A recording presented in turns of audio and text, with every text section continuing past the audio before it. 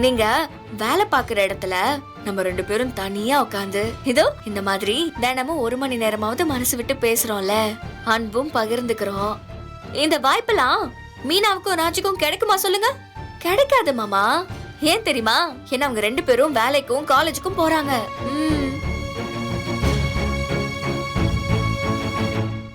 நீ சொல்றதெல்லாம் புரியுது மயிலு. நீ சொல்றதெல்லாம் வச்சு பார்க்கும்போது நீ வேலைக்கு போகாம வீட்டுல இருக்கிறது தான் பல விதத்துல நல்லதுன்னு எனக்கு தோணுது. ஆமா மாமா, அதான் ரொம்ப நல்லது. ஏன் மாமா, நான் வீட்லயே இருக்கேனே, வேலைக்கெல்லாம் போகல. பாத்துக்கலாம் மயிலு. இப்போ ஒண்ணு பண்ணு. என்ன? வெண்டைக்காய் மாதிரி இருக்கிற உன் விரல்ல கரண்டியை புடிச்சு அப்படியே அந்த மிளகு ரசத்தை ஊத்து.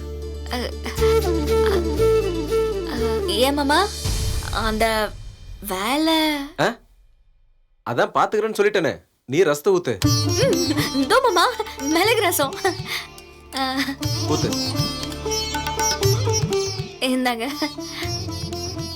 மயிலு, எனக்குமே நீ இப்படி சாப்பாடு கொண்டு வர்றது, இந்த மாதிரி தனியா உட்காந்து பேசுறதுலாம் எனக்கு ரொம்ப பிடிச்சிருக்கு.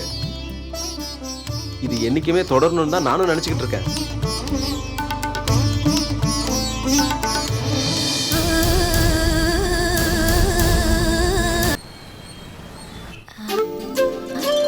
அம்மாக்கு ஃபோன் பண்ணி பேசலாம்.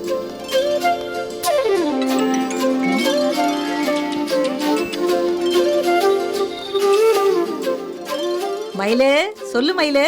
ஏதாவது புலம்புறதுக்கும் ஐடியா கேக்குறதுக்கு மட்டும்தான் நான் உனக்கு கால் பண்ணுவேன்னு சொன்னல.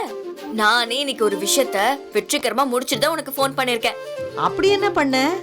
மா, நான் வேலைக்கு போறத பத்தி அவங்க கிட்ட பேசிட்டேன்.